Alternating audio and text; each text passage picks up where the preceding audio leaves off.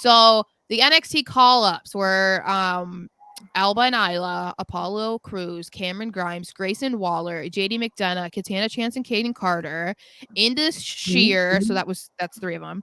Odyssey Jones, Pretty Zeddy, Andy Hartwell, and Zoe Stark.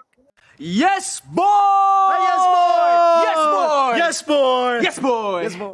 But that was appropriate. Yes, boy. I felt it was pretty appropriate. I was the only so as far as who was called up, I think most of them make sense. Some of them I didn't even know who they were, if I'm being honest. But I'm very excited with the ones that they did bring up because I really did want to see Katana Chance and Kaden Carter on the main roster. I'm very, very excited that Brittany Deadly is brought up. I just think that they should have been put on Raw. Grayson Waller to SmackDown. I think that was a great move. And I was kind of surprised that they did that off air.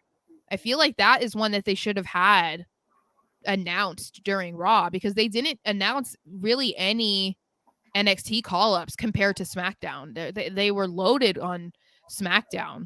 That was weird that they didn't announce more call-ups. Like I feel like the Odyssey Jones and a few others off camera or on Raw Talk makes sense, but like Grayson Waller top 3 when I say superstar in NXT. Yeah, so that one kind of surprised me because I wasn't paying attention because last week with at the end of SmackDown they said they were going to do it the next day, like the next morning. So I was like, okay, so I was expecting the same thing with Raw. And then all of a sudden I see on Twitter like something about Grayson Waller's to SmackDown. I was like, wait, what? I'm like, did I miss something? Like, did I fall asleep during Raw? What happened?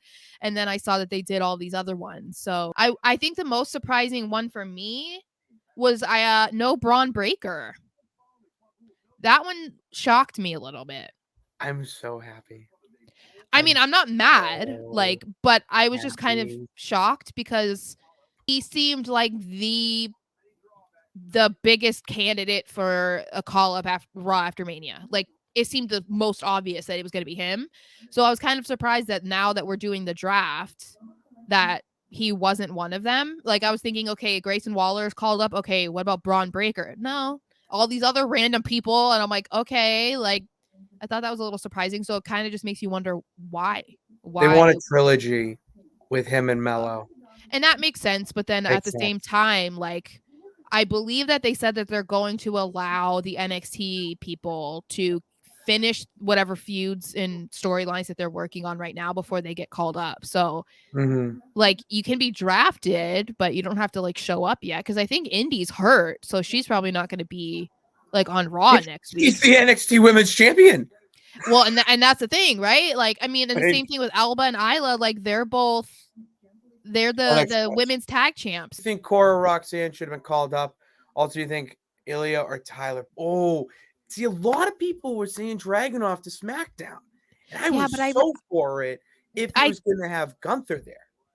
Because I think this is the thing. When you actually count how many people were brought up, it was like 18 or something. 18 people from NXT were called up. That's a lot. And the thing is they're not even a lot of them were big players too. Like Pretty Deadly, huge. Zoe Stark, huge. Katana and Kaden, huge. Like those are major absences from NXT. So I think some of them it was like, okay, who do we think is the most ready or who are we the most okay with losing right now? And I think with some people like Ilya, it's like, no, we can't lose him right now. You can't lose Ilya Dragunov right now. I'm very surprised. Roxanne is another one that I'm surprised about because she's already worked a SmackDown and whatever. Cora, I was surprised about as well because I believe she was backstage at SmackDown and Raw last week. So they were very happy with her performance on Main Event. Yeah, so I think that was, people were thinking, oh, maybe she was backstage because she was going to be called up. I don't know that she's ready to be called up yet. I think that they probably need to make her like NXT Women's Champion or something. They need to give her like a really good run before she comes up to Raw or SmackDown. And like they brought up quite a few women from NXT. So you don't want to like overload either show with girls that need time to like, adapt to being on the main roster because then that becomes oversaturated. It's too much. Ilya Dragunov. Tyler Bate. We haven't seen enough of Tyler Bate. Yeah, I think again, it's just like they had to pick and choose. you know, who was going up and who, because you also, like I said, you don't want to get rid of all your main people because other people are going to take time to replace them. So it's not like, okay, maybe you want Cora to be like the next, like the top girl. Okay, but you can't then get rid of every top girl and then automatically she is it. No, like it doesn't happen overnight. So Yeah,